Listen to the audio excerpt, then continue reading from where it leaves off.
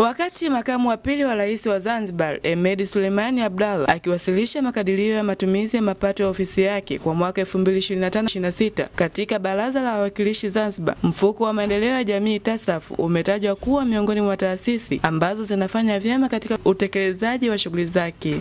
Naitwa Machano Othman Said, ni mwenyekiti wa kamati ya kudumu ya Baraza la Wawakilishi ya kusimamia ofisi za viongozi wakuu wa taifa, lakini pia ni mwakilishi wa jimbo la Mfenesini, wilaya Magharibi, mkoa wa Magharibi.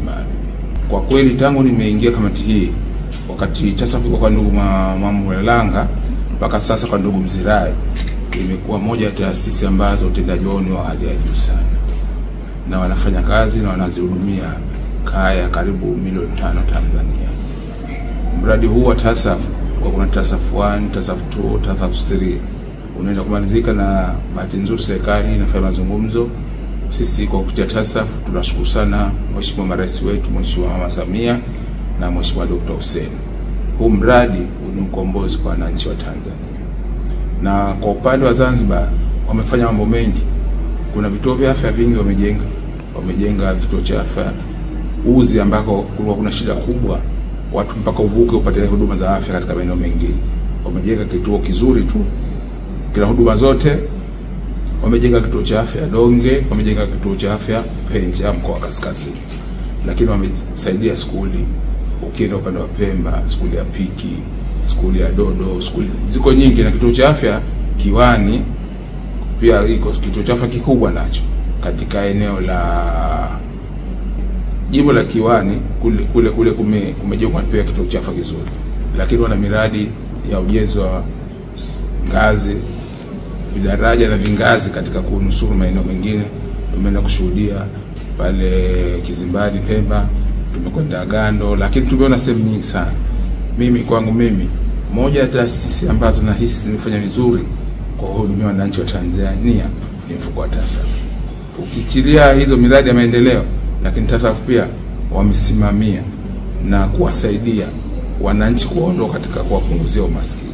Kaya nyingi tu, fedha nyingi zimetumika, mabilioni ya shilingi wameyatumia katika mradi huu. Bahati nzuri kazi yote imewezekana kufanyika kwa sababu viongozi wao waadilifu, lakini wana moyo wa kuisimamia nchi yetu iweze kusonga mbele. Serikali kwanza iendelee kuhakikisha kwamba tunapata awamu nyingine ya TASAF. Lakini pia serikali, kwa sababu ndo wasimamizi wa TASAF, mimi naona kwamba wamefanya jambo la busara kuweka uongozi huko kwenye TASAF. Unafanya vizuri. Mimi naitwa Godwin Mkisi, ni mkurugenzi wa fedha na utawala wa TASAF.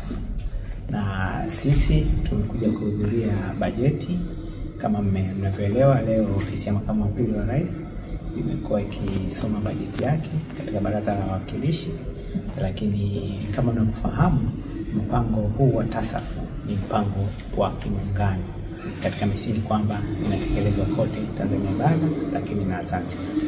Na tunapenda kujivunia usimamizi na uratibu wa shughuli za TASAF kwa upande wa Zanzibar chini ya ofisi ya makamu wa pili wa rais, ambapo kwa upande wa Zanzibar tumekuwa na walengwa wasiopungua 58,000, na katika walengwa hao zaidi ya walengwa 26,000 sasa wameshaweza kuhitimu kama wamefanya vizuri na wametoka kwenye mpango, na sasa tumebakia na walengwa karibu takriban 26,000.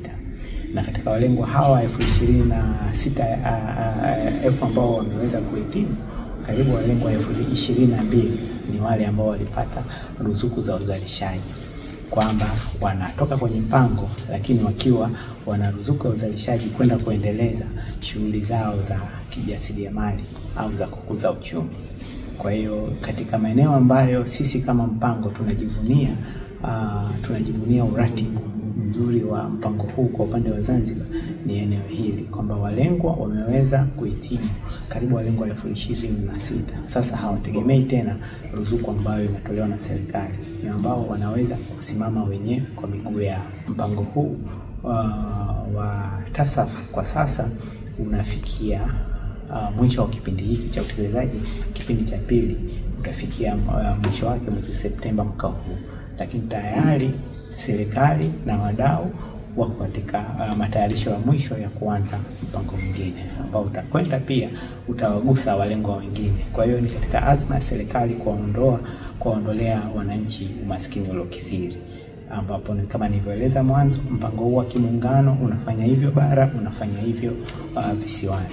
Na katika moja ya mambo ambayo tunajivunia, tayari serikali kwa kutumia fedha hizi za mpango wa TASAF kwa kutumia afua mbalimbali imeweza kuhawilisha fedha takriban shilingi trilioni 1.1 kwa walengwa kwa ajili ya kukidhi matumizi endelevu na kujenga ile nguvu kazi ya Watanzania.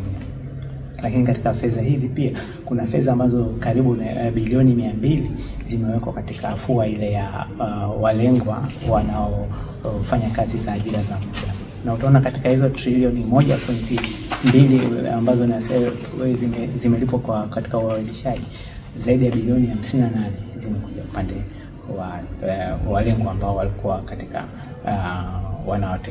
wako kwenye utekelezaji wa mradi wakiwa katika upande wa Zanzibar. Kwa hiyo haya yote ni mafanikio ambayo yameweza kupatikana katika kwa uratibu mzuri wa ofisi ya makamu wa pili wa rais wa mpango huu kwa Zanzibar. Na takriban vikundi vilivyoundwa kwa upande wa Unguja na Pemba, katika vikundi 66,000 vya kujiwekea akiba na kukuza uchumi katika vikundi 66,000 ambavyo viko nchi nzima. Vikundi takriban 2,200 vimetoka Unguja na Pemba, na watu walengwa katika hao 66,000 katika vikundi hivyo wameweza kujiwekea akiba inayofika takriban shilingi bilioni 13 na kukopeshana zaidi ya shilingi bilioni 7.9. Kwa hiyo ni mafanikio makubwa ambayo sisi tunajivunia. Kuna mambo mengi yamefanyika, si kwa ofisi ya makamu wa pili wa rais. Tumeona sekta, wizara mbalimbali zimezungumzwa na mheshimiwa makamu wa pili kwa jitihada zao walizozifanya katika kila nyanja. Lakini nikizungumza kwa upande wa ofisi ya makamu wa pili wa rais, kupitia idara na taasisi zake zinazojitegemea na zisizojitegemea, wameahidi mambo mengi ya kuyatekeleza, hususan ikiwa bajeti hii itapita kama ilivyopangwa, kwa sababu ni wakati huu sasa hivi wenyewe baraza la wawakilishi wanachakatua, lakini tuna imani bajeti hii itapita kwa sababu wanajua kwa nini wanaipitisha, kutokana na utekelezaji wetu imara wa shughuli zilizo